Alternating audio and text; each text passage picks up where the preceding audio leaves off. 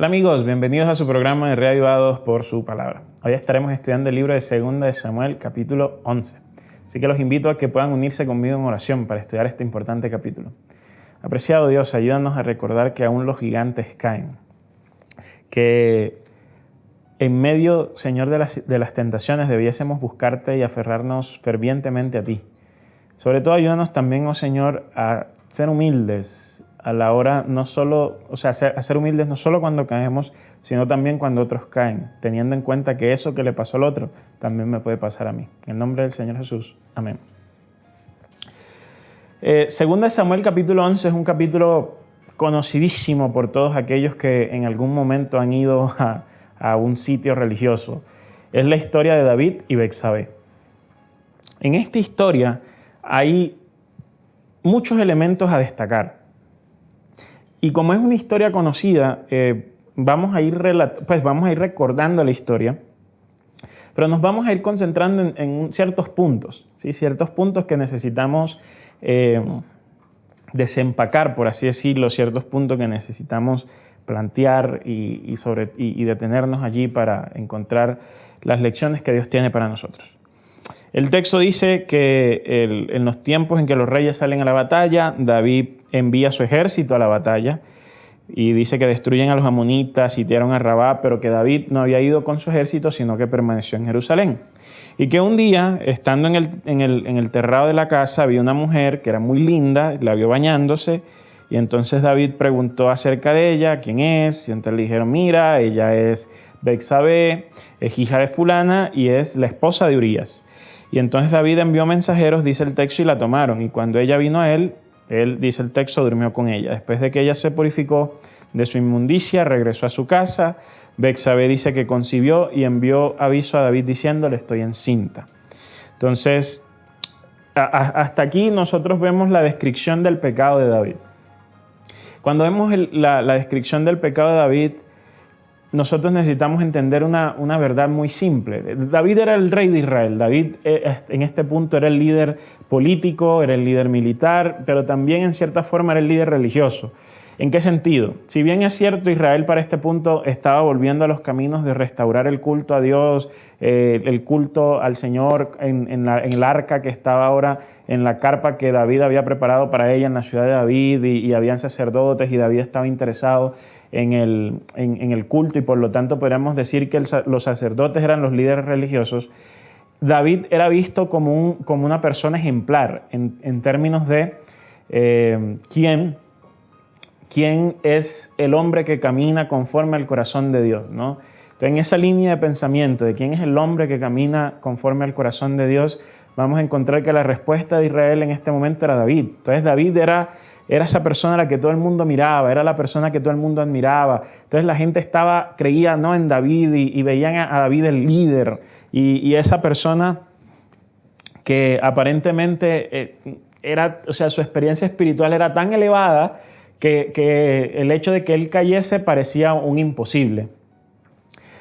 Hace muchos años, recuerdo, estaba estudiando mi licenciatura en teología, había un libro que ahorita mismo no recuerdo el nombre, pero era algo como Peligros del Poder, algo así por el estilo.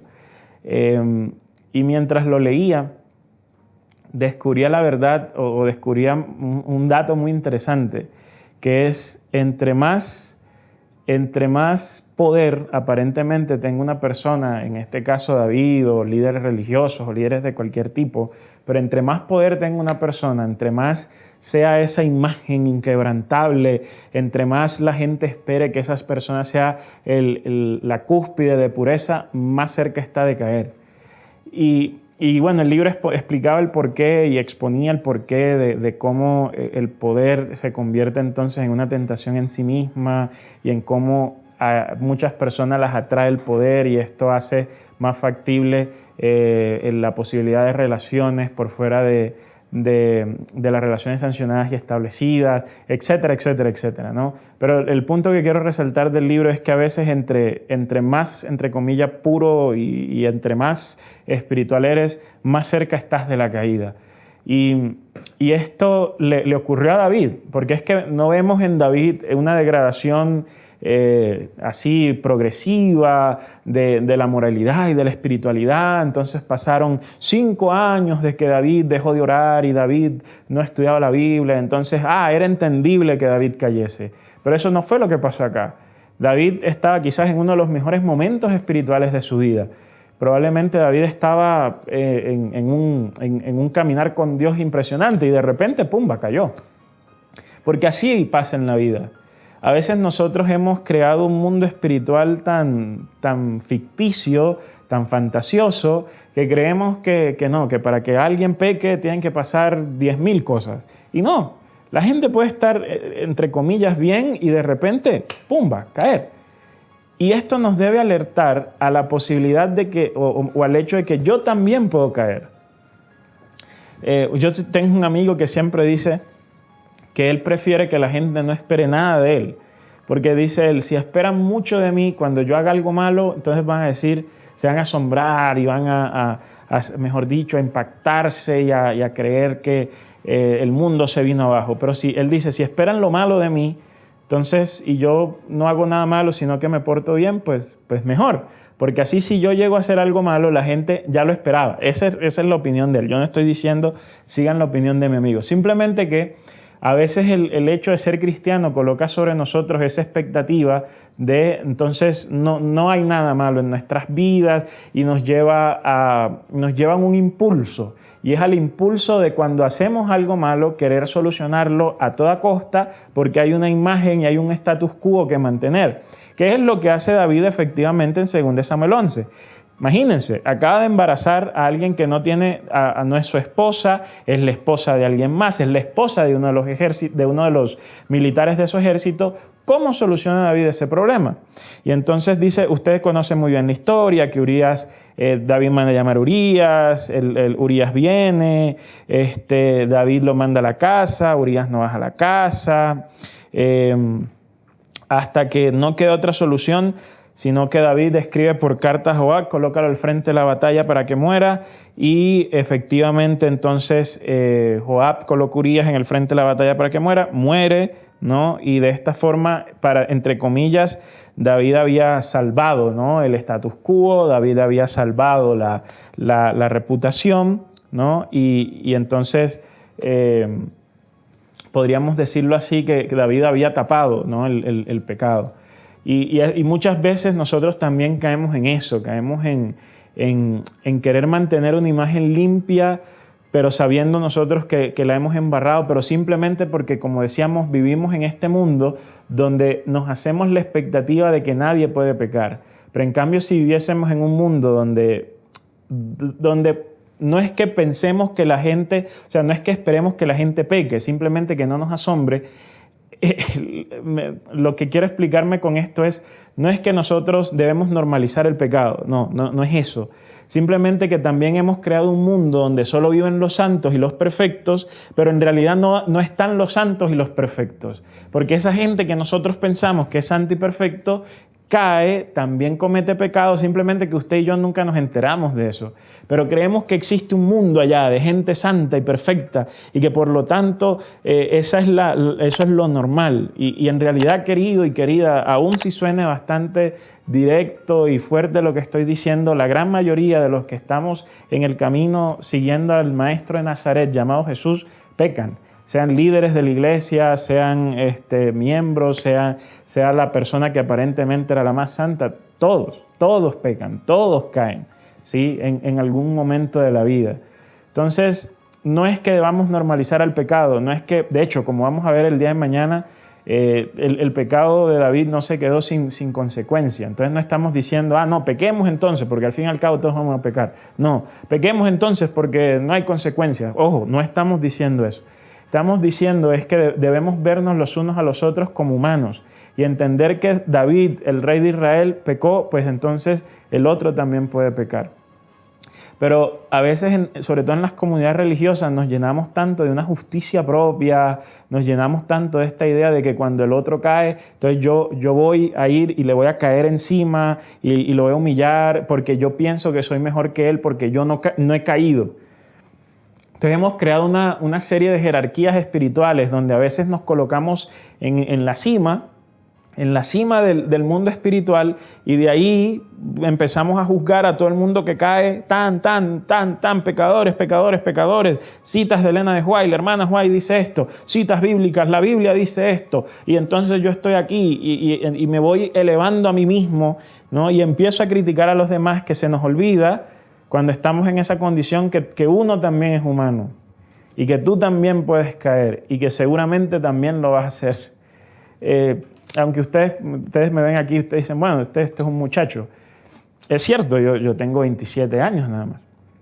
Pero en los 27 años, de los 27, yo llevo 12 años ya en el ejercicio, o sea, llevo 5 años de estudiante, ¿cierto? Terminé mi carrera, 7 años de profesor universitario.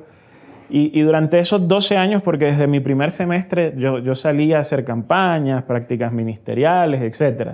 Entonces, 12 años, podríamos decir, en un rol de líder de iglesia. Y en 12 años que yo he estado en ese rol de líder de iglesia, adicionales a los que tuve antes de llegar a la universidad, uno siempre descubre una verdad. Y es que aquella persona que está arriba en ese territorio súper espiritual, que critica y que aquí tiene una cita para mostrar cómo todo el mundo es pecador menos él, esto es una teoría que es bastante, no es científica, pero como dicen por allí, no tengo pruebas, pero tampoco tengo dudas. La gran mayoría de esas personas terminan o cometiendo pecados así bien graves, públicos, o terminan saliéndose de la iglesia y se terminan convirtiendo en personas extremistas, reformistas, o terminan volviéndose completamente seculares. O sea, es un patrón que no soy solo yo, lo hemos visto muchísimas veces. Y hay cantidades de ejemplos, ancianos de iglesia que molestaban por absolutamente todo, porque todo era pecado y tal, y la iglesia y la apostasía y Babilonia, hasta que un día en la noche tuvieron una pelea con su esposa y pumba, por allá terminaron borrachos. O uno que era, mejor dicho, que es que todo el día debemos quedarnos estudiando la palabra de Dios, ni siquiera hay que salir a trabajar ahorita mismo fuera de la iglesia. Y así hay cantidades de casos, pero cantidades, uno tras otro, miles de personas en esta instancia. Y yo pienso que todo eso se genera porque olvidamos que yo también puedo caer. Que cuando veo al otro cayendo me concentro tanto en el pecado del otro que se me olvida que yo también puedo caer. Y la historia de David a mí me recuerda es sencillamente que todos somos frágiles, que todos somos humanos, que todos estamos allí al borde de caer, o sea que todos nos encontramos en la misma situación y que los que no caen no es porque están en una jerarquía espiritual superior y que están entonces y que pueden por lo tanto empezar a juzgar a Raimundo a todo el mundo.